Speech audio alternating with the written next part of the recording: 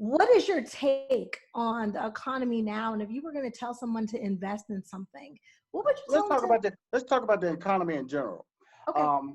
Because lately I've become a pandemic expert because people, I've talked about money making conversations. People come to me, and I am in favor of the country reopening. I think it has to reopen. But the problem I'm not happy about is the misinformation. Georgia was the first state to reopen. Mm-hmm. The first state to reopen, but they did not let everybody know that 80% of the COVID-19 cases that were going into hospital were African Americans.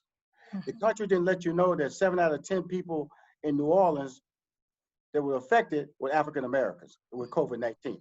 They didn't tell you the number was 43% in Chicago, 33% in Detroit, 23% in Milwaukee. They didn't tell you that nearly 25% of the people who died from COVID-19 in that national number are African Americans. That's not fair. See, that's not fair. And so what is happening now is that we've reopened in the country and it's being staggered open because of the fact that we're fighting a political war. We're fighting a political war because a person wants to get reelected. Yes. And they're going to treat this like it's the flu. If you don't have it, don't worry about it. And he's playing on the worst fears of people. You play food on your table. Food on your table. And then you go, okay, well, I'm not sick.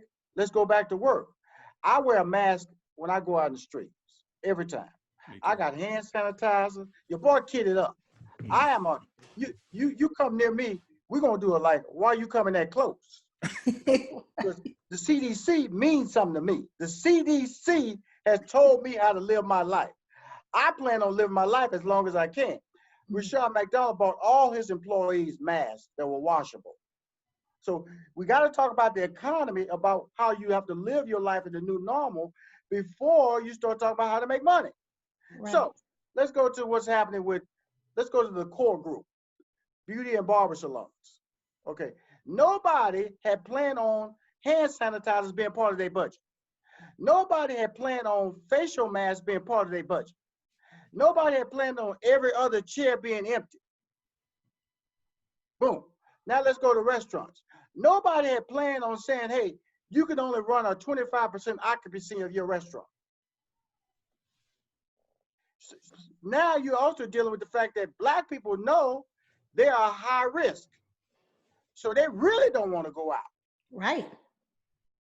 And so with that being said, when you see these national news conferences, nobody tells you these numbers.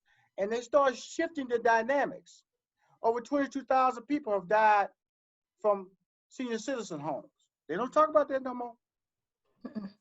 See, as the narrative gets boring or you become desensitized to it, they move on. There are still people dying in these senior citizen homes. It's just wrapped in that big number. Yep.